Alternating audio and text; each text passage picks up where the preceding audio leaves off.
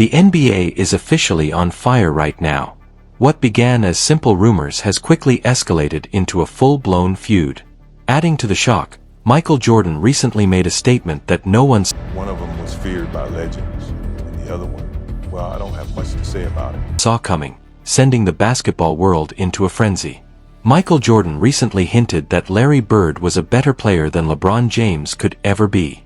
Yes, the GOAT himself said it, and now the entire NBA world is buzzing.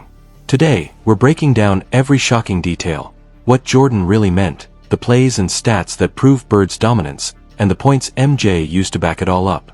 And if you think that's crazy, wait until you hear the secret Jordan revealed about Bird's injuries, and how LeBron is unexpectedly tied into all of it.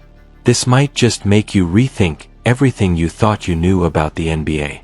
When the most competitive man in sports admits he fears only one player, it's not just flattery, it's respect. So when Michael Jordan openly said that Larry Bird was better, he wasn't talking about flashy dunks or social media highlights. He was talking about sacrifice, the kind LeBron James has never truly had to make. Jordan watched Bird drag his broken body through injuries that would sideline most stars today. He saw a man who never asked for load management or public sympathy. Bird showed up every single night, no matter the pain or the circumstances. LeBron, on the other hand, plays in an era designed to protect him, an era that sells entertainment first and competition second. He's the face of a league built around narratives and ratings, while Bird couldn't have cared less about cameras or trends. All he cared about was winning. And that, according to Jordan, is what separates them. When the GOAT himself says it, the debate might be over before it even begins. But before jumping to conclusions, it's important to understand why MJ felt that way. When you compare the world Larry Bird played in to the one LeBron dominates now, it's like comparing a street fight to a light sparring session at the gym. The NBA of the 1980s was brutal, physical, rough, and downright violent. Every drive to the basket meant catching an elbow to the ribs or a forearm to the chest. If you tried to get fancy in the paint, someone was going to drop you. Load management. That concept didn't even exist. If you could stand, you played. Larry Bird didn't just survive in that environment, he owned it. Despite chronic back problems that would have sidelined most players for months, Bird kept coming back, night after night, casually dropping 30 points like it was nothing. That wasn't just toughness, it was obsession. Now fast forward to LeBron's era. Today's league is built for longevity, highlight reels, and sponsorship deals. Players are protected by rules that make it nearly impossible to touch superstars. Hand-checking is gone. Hard fouls are nearly extinct. Even Shaquille... Because we have been away, we have shifted away from physicality and shifted away from all that. O'Neal himself has admitted it. This modern NBA is softer, safer, and built to preserve its biggest names.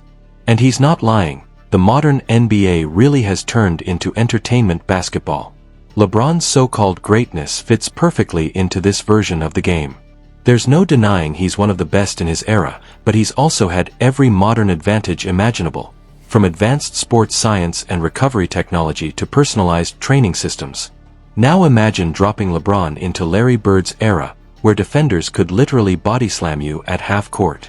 That comparison wouldn't even make sense, because back then, speed and muscle alone couldn't save you. That was Bird's world, and he thrived in it. He wasn't the most athletic guy on the court, but he didn't need to be. He was the smartest, most relentless competitor out there. 9 times out of 10, that was enough to break opponents mentally and physically. In the 1980s, referees didn't protect stars. If anything, being a star made you a target. Guys would come after you just to see if you'd fold. Meanwhile, LeBron came up in a league that crowns its stars before they've even proven themselves. That's what people forget. The 1980s created legends. Today's NBA manufactures them. Larry Bird didn't need hype videos, super teams, or cameras following him everywhere. All he needed was a basketball, and the will to destroy you with it. What makes his story even more remarkable is where it all started. Bird didn't come from a flashy background or a major basketball factory. He came from a tiny town in French Lick, Indiana, a place with just a few thousand people and one gas station. He wasn't a media-made prodigy or a chosen one. He was a blue-collar kid who worked construction jobs and treated every game like it was his last chance at something bigger. Then came Indiana State. Not Duke. Not North Carolina. Indiana State. Nobody expected that small school to even sniff a championship game, but Bird dragged them all the way there, facing Magic Johnson and Michigan State in the 1979 NCAA Final. That game remains the most watched college basketball game ever and sparked a rivalry that would define the next decade of basketball. When Bird arrived in Boston, everything changed overnight. The Celtics went from washed up to winners the moment he stepped onto the court. In his rookie season alone, the team improved their record by 32 wins. You could feel that something special had arrived. At first, players respected Bird for his fundamentals, IQ, and leadership. But soon, they started to fear him, because he could talk trash like nobody else and back up every word. He'd tell you exactly how and where he was going to beat you, then go out and do it as if he had already seen the future. People love to talk about LeBron's dominance, but dominance in a league built for comfort isn't the same as dominance in an era built on pain. Bird didn't have LeBron's size, but he had timing, vision, and a mind that played 3 moves ahead of everyone else. You couldn't speed him up, and you couldn't get in his head, because by the time the game started, he was already living rent-free in yours. Even Michael Jordan admitted that Bird was one of the only players who ever truly scared him. Bird wasn't chasing followers, stats, or highlight reels. He was chasing rings, and he got them the hard way.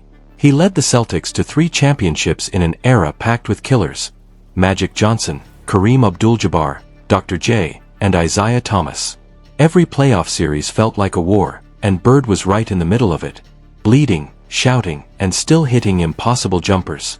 What makes his resume so unbelievable is how short his career was. Bird only played 13 seasons, yet he completely changed the DNA of the NBA. LeBron's resume is impressive too, but it stretched across 2 decades, a span filled with rule changes, super teams, and an era that favors offense. By the mid-80s, everyone in the league knew the truth. You didn't play Larry Bird, you survived him. His stats tell one story, but the way other legends talk about him tells another. That's the part LeBron can't touch, no matter how many records he breaks. And here's where it gets even more insane. It's one thing when fans hype you up, but it's another when the legends themselves admit their fear when your name comes up. When you hear what these icons said about Bird, you realize this isn't nostalgia. It's respect, raw, earned, and timeless. Take Magic Johnson, for example. Magic and Bird weren't just rivals, they were basketball's version of Ollie and Frazier. Every time they met, the NBA stopped. Magic once said Bird was his greatest rival, the one player who could outthink and outplay him on any given night. Their battle, and Larry Bird was just slicing and dicing them. And I said, oh, I called home. I said, it's true about this boy. didn't just define the 80s, they saved the league. 2 titans dragging basketball into the global spotlight. But between the two, Bird was always the colder killer. Gary Payton, one of the greatest trash talkers in NBA history, still calls Larry Bird the most dangerous talker the game has ever seen. But here's the thing, Bird didn't talk just to show off. He spoke because he knew exactly what he was doing.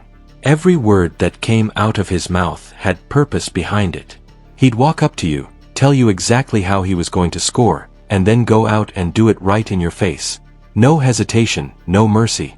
Even Payton, a master of psychological He was the coldest dude I ever seen with that warfare himself, admitted years later on the All the Smoke podcast with Matt Barnes and Steven Jackson that Bird wasn't just trash talking, he was predicting the future, and there was nothing anyone could do to stop him.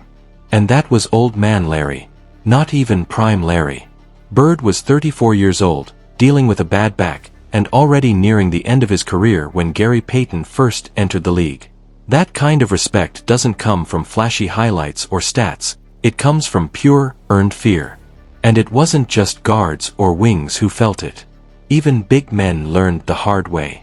Shawn Kemp, a rookie at the time, once shared how Bird completely... He let me know from the start of the game what he was going to do. He really did. He let me know. For the game, he told me, he was like, he just shook his head at me. He said, man, it's going to be up night for you. So what did he put up? I think he gave me, I think he gave me 40. They humbled him early on. Bird gave him that signature look, the one that silently said, "You're not ready for this." Then he went out and proved it, point by point, play by play. Kemp said that moment completely changed the way he approached the game for the rest of his career. But if you think that was wild, wait until you hear this next story. There was a game where Larry Bird was being guarded by a young, rookie Dennis Rodman, and Bird spent the entire time yelling at Rodman's coach, telling him to put someone out there who can actually guard me. The more Rodman tried to stick to him, the louder Bird got, mocking the defense while casually torching him all game long. Even Kobe Bryant, one of the most obsessive students of basketball the world has ever seen, studied Larry Bird's technique religiously. Kobe admired skill, intelligence, and killer mentality, and he said Larry Bird at his best, LeBron James at his best. Oh, I gotta go with Larry Joe. I'm going to give you Larry Bird in his prime or LeBron in his prime. Larry Bird. Larry Bird would probably beat LeBron 1-on-1. Really? Bird had all three. The footwork, the angles, the timing. Everything about Bird's game was deliberate, efficient, and deadly, a masterclass in how to outthink and outplay everyone on the floor. Bird wasn't the fastest or the strongest player on the court, but he was always a step ahead. His mind was his greatest weapon, and the fact that someone like Kobe Bryant recognized that speaks volumes. When a player as detail-obsessed as Kobe calls you one of the smartest to ever play, you know you're built different. And it doesn't stop there. Ask Reggie Miller, John Sally, or Gilbert Arenas, guys who've all seen greatness up close. When they were asked to choose between Larry Bird and That one right there made me the greatest player of all time. For so many reasons. LeBron James, every single one of them picked Bird. That kind of unanimous respect across generations doesn't happen by accident. It's earned, play by play, moment by moment, over a career built on pure basketball mastery. Across every era, the story stays the same. Every player who faced Larry Bird feared him. His reputation wasn't built on social media hype or branding. It was built on what he did to you once the game started. Now compare that to LeBron. He's a phenomenal player. No one can deny that. His longevity, numbers, and accolades speak for themselves. But here's the difference. You rarely hear legends talk about fearing or even truly respecting him in that same way. Not even close. Instead, LeBron has spent much of his career telling people he's the GOAT, trying to convince the world through Watching from the sideline, Bird is open. Do they want him to take that shot? interviews, posts, and narratives, rather than letting his presence on the court do the talking. Bird didn't need to say it. He just showed up, broke you down, and walked away. And that silence spoke louder than any claim to greatness ever could. And that's the real difference. LeBron's dominance is loud, polished, and carefully branded, built for cameras, headlines, and highlight reels. Bird's dominance, on the other hand, was quiet, personal, and unforgettable. It wasn't about spectacle, it was about breaking your spirit while barely saying a word. So when the true greats, the ones who actually lived through the toughest eras, talk about fear and respect, one name always comes up first. And it's definitely not LeBron. Let's be real for a second and drop the diplomacy. LeBron isn't anywhere near as good as prime Larry Bird. It's just that simple. When people talk about Bird's greatest moments, they like to use words like clutch, tough, or Walk around. You might do a little something. Nah, you ain't got. Nah, you shot yourself out in warm up. Talking about Leon Wood, he said, "Nah, you shot yourself out." Who coming in second? Let's take the picture. or old school. But those words barely capture what he really was. Bird didn't just show up in big moments, he created them. And if you need proof, just roll the tape from May 22, 1988, Game 7. Celtics vs. Hawks. This was Larry Bird in full villain mode. Dominique Wilkins dropped 47 points, trying to drag Atlanta across the finish line. For 48 minutes, it was basically two warriors trading haymakers back and forth. But when the fourth quarter hit, Bird went nuclear. He scored 20 points in the final 12 minutes alone, mid-range jumpers, off-balance floaters, and even a 3 right in Wilkins's face. The Celtics ended up winning 118-116, and that Game 7 perfectly showcased Bird's killer instinct. But if you want GOAT-level basketball, look no further than 1986,